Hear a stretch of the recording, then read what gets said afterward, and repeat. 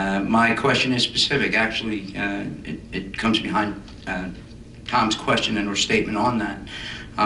Before you go ahead and vote on that, today, this question was asked at the last regular meeting, and does the council have present today a list of expenditures and what that 1.2 was spent on? Is it available to the public today before you vote on the next 1.6? So, just so you know, Ray, there was an EGOV question which we'll read into the record during that time. But Mr. Carlemere has some information, and I would ask that he share that with you at this point.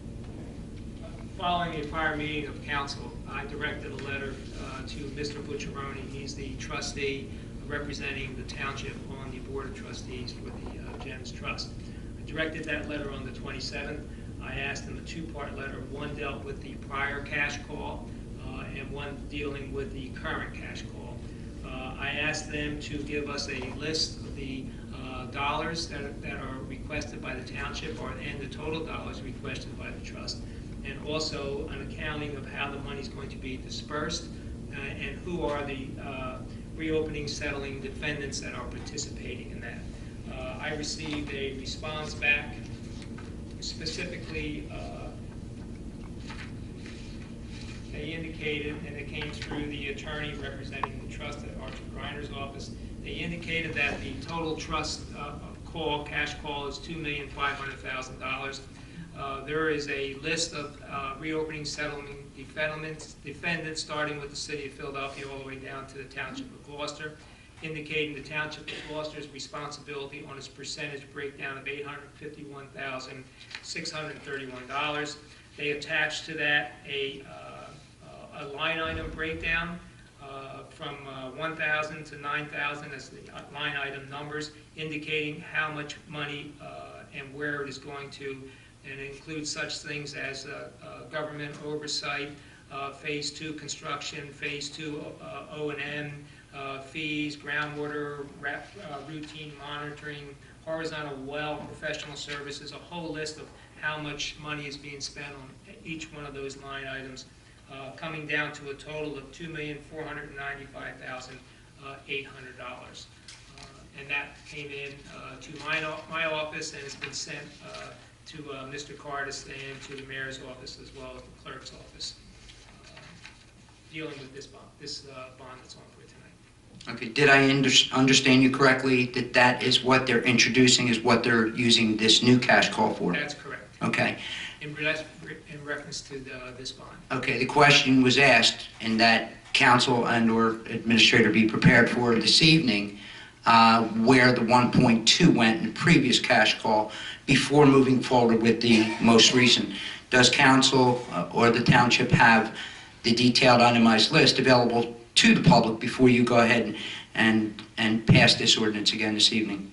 That was not part of the documentation that I received, but the trustee has been providing, I believe, quarterly reports to the administration offices for several years now, I believe, as to their quarterly reports on the expenditure of monies. I did not receive a specific response to the first part of my question on the prior cash call as yet. It was at the last regular council meeting that Ms. Musser asked that question, and it was you, Council President, that asked Mr. Cardis to have that furnished for this meeting, and that sure we would know where that money was going and the detailed information we surely wouldn't pass that without knowing, which seemed like a typical procedure type question. So with that request that was made, both of the resident, Ms. Musser, of you, Council President, to the administrator, the question I'm following up with, is that a detailed list here tonight of the prior cash call expenditures before you go ahead and give them more of our money without knowing where the last bit went? No, we don't have that right here. But I think just for clarity, that last cash call, I don't recall what year that was, but the township held paying that money for several months, if I remember correctly, in order for them to give us an accounting. If my recollection is serving me, we did receive an accounting of how the money was to be used from the prior cash call prior to us turning those dollars over to the trust. Might be why they didn't include it here, but they haven't specifically answered my inquiry. But I can tell you, I recall that documentation came in prior to the township releasing the money previously. If I may have a question, Dave, is there a deadline on this? Is there? I believe it's October for them to receive this money. Now, under the consent decree, if we delay, or any of the reopening settlement defendants delay payment, they're subject to penalties under the federal documentation. I don't believe they charged the township penalties for the last time that we delayed, recognizing what our concerns were. But we are subject to penalties under the consent decree. But October is the date that they need the dollars. Now, you all know I'm as respectful as I can be when I approach you, whether something that's a burning issue or otherwise. I cannot believe that a resident requested, and Ms. Musser requested that specific information before moving forward with that. And I'm going to ask it this way. Has anyone on council, besides the administrator and the solicitor, seen the expenditures from the last cash call that feels confident enough that it's okay to go ahead and bond more money without knowing where the last bunch of it went? Is everyone on council comfortable doing that without knowing where the last bit of money went? I don't think that your household runs like that and business doesn't run like that, but that's not taxpayer money. This is, and I would invite you to ask any other council member if they've seen it, and if not, if they're comfortable going ahead and passing this ordinance tonight without knowing where the last bunch of money went. Right, I'm confident that the trustees utilized those funds appropriately. However, since it's in October, I'm going to, as long as we're not putting the township at further harm, I would ask that this council hold up on this until we can get a definitive answer and have a itemized list of what was spent. I just think it's a good idea to do that at this time. And again, it's up to council. I'm just making that recommendation, that suggestion.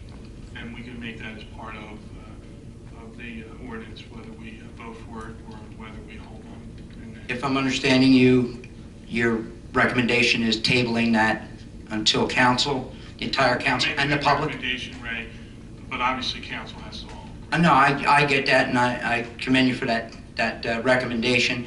I would also wish that if that is going to be the case, and when those detailed numbers come about, that be put out possibly on the website or somewhere where the public can see it, and maybe join our meeting, and if they have any questions regarding that.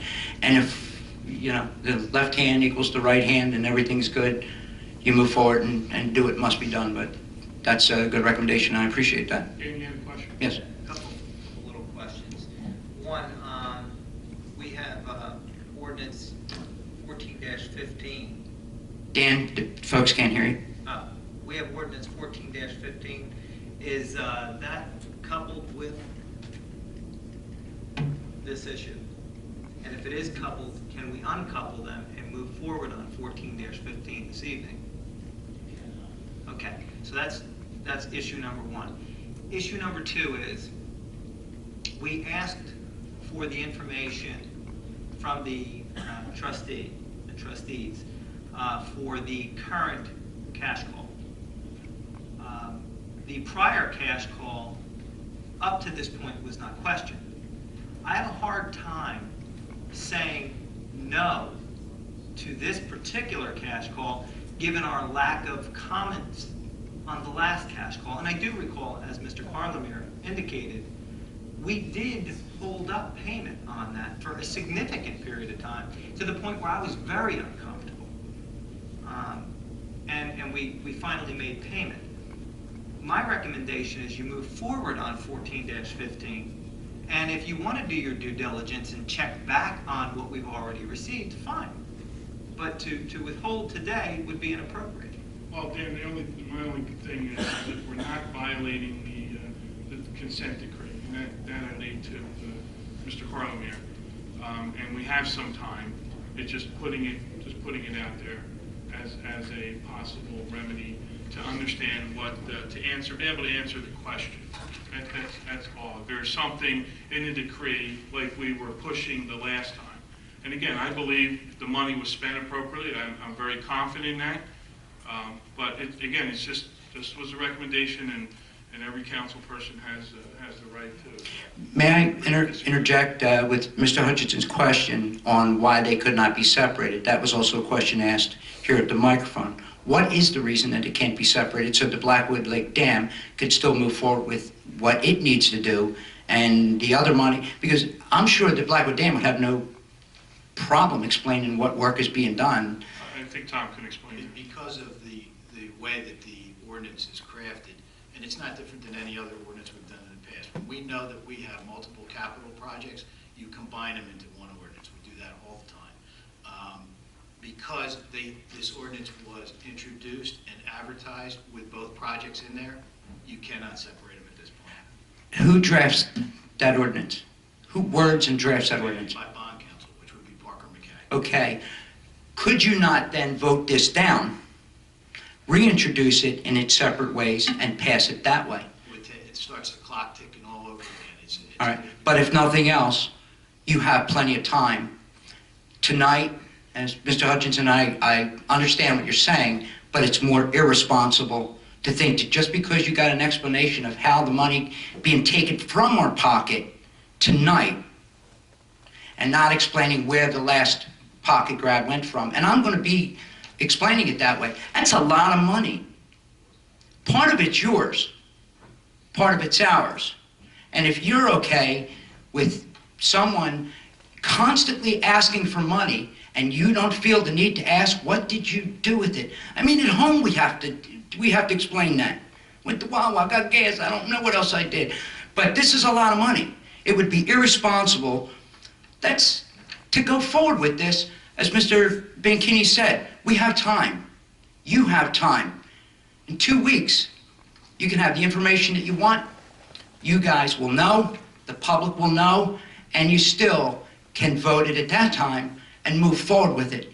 Delaying it 2 weeks is not going to miss any opportunities other than to make a decision too quickly just because we're confident that they spend it properly, or this guy told us that we're good.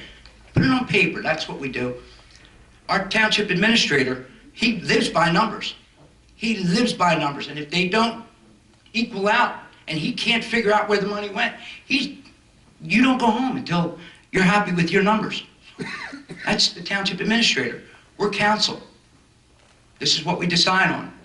When the numbers are explained, we move forward. You don't give more money out to your kids until you find out that they spend it responsibly the first time. Let's not do that with the taxpayers' money either.